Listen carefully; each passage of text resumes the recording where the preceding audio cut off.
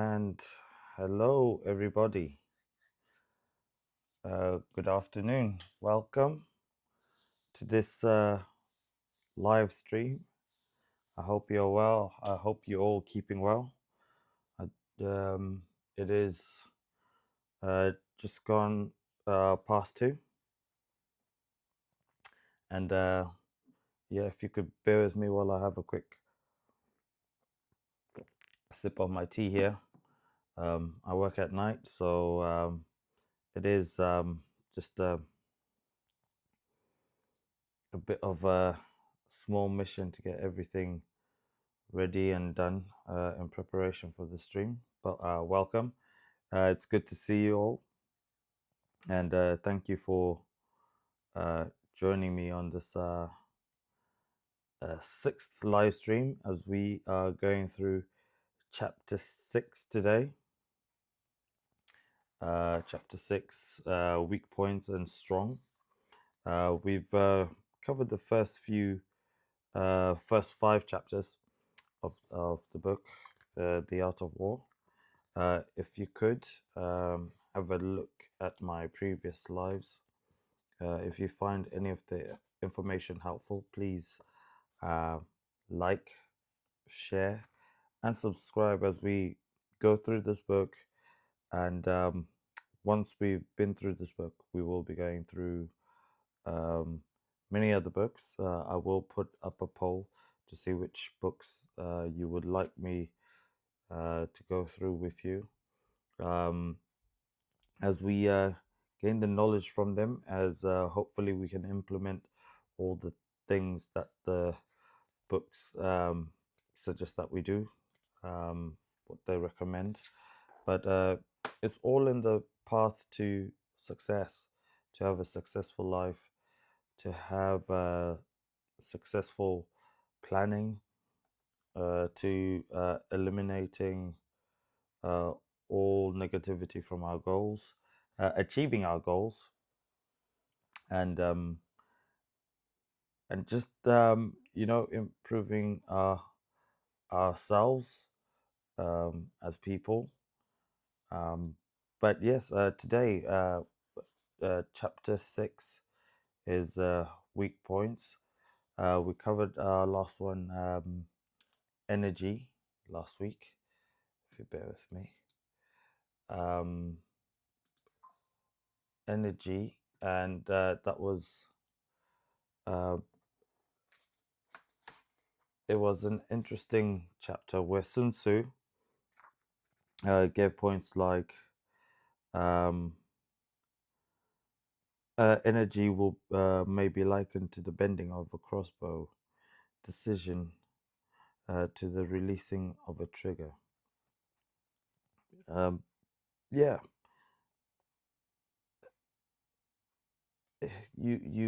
everything needs energy. Everything needs you to take the time to work on it. Once you have laid the plans, once you have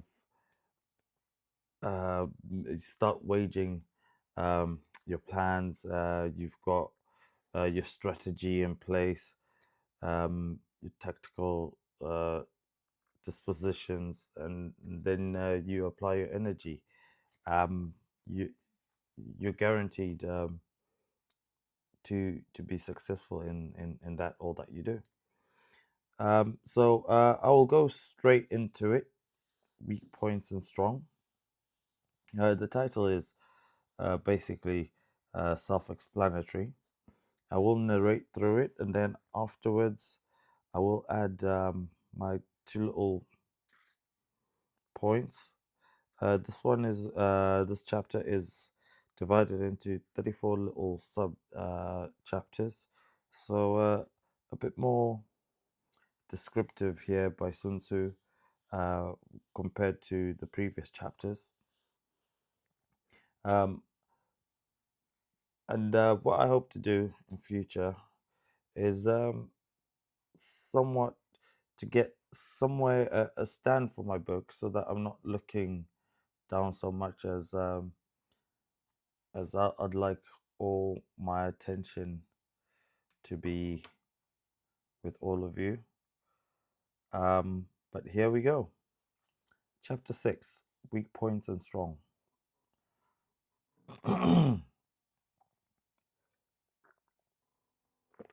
Sun Tzu said, "Whoever is first in the field and awaits the coming of the enemy will be fresh for the fight. Whoever is second in the field and has to hasten to battle will arrive exhausted. Therefore, the clever combatant imposes he will be on the enemy, but does not allow the enemy's will to be imposed on him. By holding out advantages to him, he can cause the enemy to approach on his own accord, or by inflicting damage, he can make it impossible for the enemy to draw near. If the enemy is taking his ease, he can harass him. If well supplied with food, he can starve him out. If quietly encamped, he can force him to move. Appear at points which the enemy must hasten to defend. March swiftly to places where you are not expected. An army may march great distances without distress if it marches through country where the enemy is not. You can be sure of succeeding in your attacks if you only attack places which are undefended. You can ensure the safety of your defense if you only hold positions that cannot be attacked. Hence, that general is skillful in attack whose opponent does not know what to defend. He is skillful in defense whose opponent does not know what to attack. O divine art of subtlety and secrecy! Through you we learn to be invisible, through you inaudible, and hence we can hold the enemy's fate in our hands. You may advance and be absolutely irresistible if you make your enemies weak points. You may retire and be safe from pursuit of your movements are more rapid than those of the enemy. If we wish to fight, the enemy can be forced to an engagement even though he be sheltered behind his high rampart and a deep ditch. All we need to do is attack some other place that he will be obliged to relieve. If we do not wish to fight, we can prevent the enemy from engaging with us, though the lines of our encampment be merely traced out on the ground. All we need to do is throw something odd and unaccountable in his way. By discovering the enemy's dispositions and remaining invisible ourselves, we can keep our forces concentrated while the enemy's must be divided. We can form a single united body while the enemy must split up into fractions. Hence there will be a whole pitted against separate parts of a whole, which means that we shall be many to the enemy's few. And if we're able thus to attack an inferior force with a superior one, our opponents will be in dire straits. The spot where we intend to fight must not be made known, for then the enemy will have to prepare against a possible attack at several different points, and his forces being thus distributed in many directions, the numbers we shall have to face at any given point will be proportionately few. For should the enemy strengthen his van, he will weaken his rear. Should he strengthen his rear, he will weaken his van. Should he strengthen his left, he will weaken his right. Should he strengthen his right, he will weaken his left. If he sends reinforcements everywhere, he will everywhere be weak. Numerical weaknesses comes from having to prepare against possible attacks. Numerical strength from compelling our adversary to make these preparations against us. Knowing the place and the time of the coming battle, we may concentrate from the greatest distances in order to fight. But if neither time nor place be known, then the left wing will be impotent to suture the right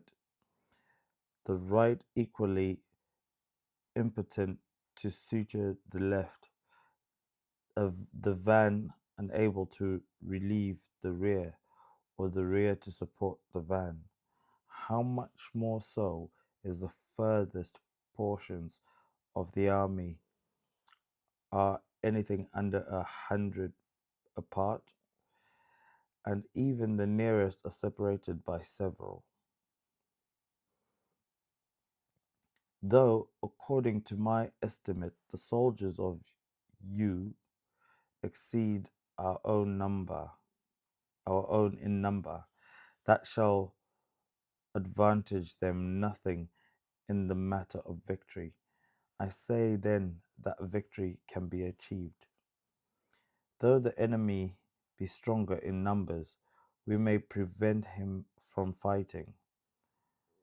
Scheme so as to discover his plans and the likelihood of their success. Rouse him and learn the principle of his activity or inactivity. Force him to reveal himself so as to find out his vulnerable spots.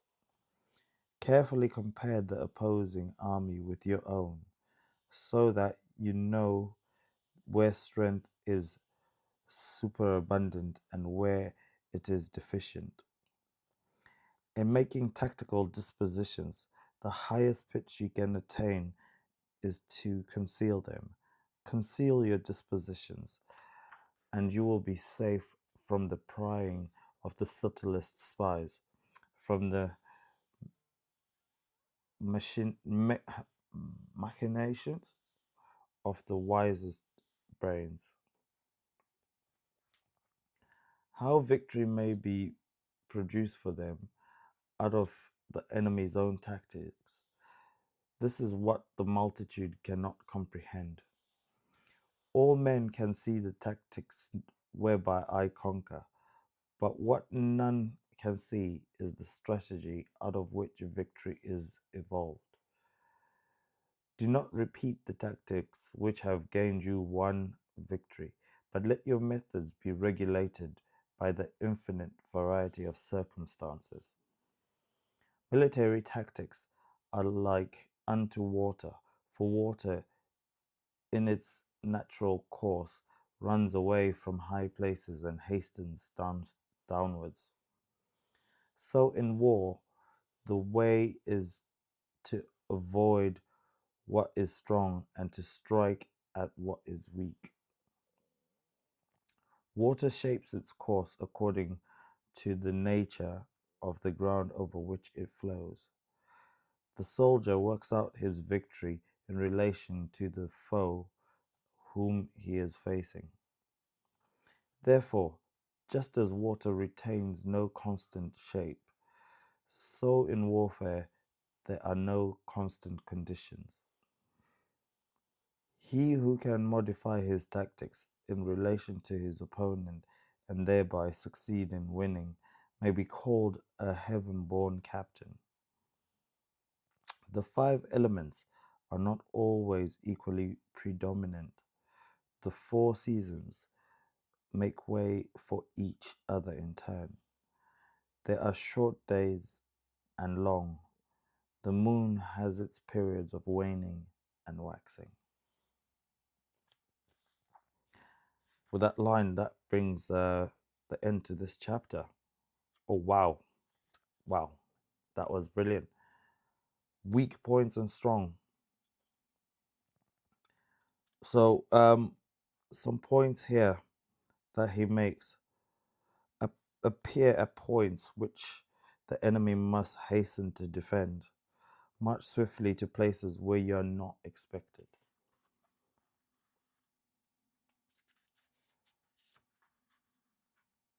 In a personal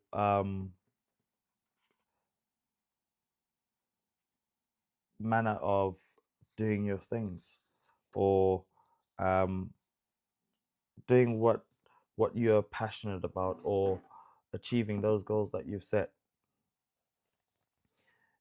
the enemy can be the naysayers or the doubters, or it could even be investors.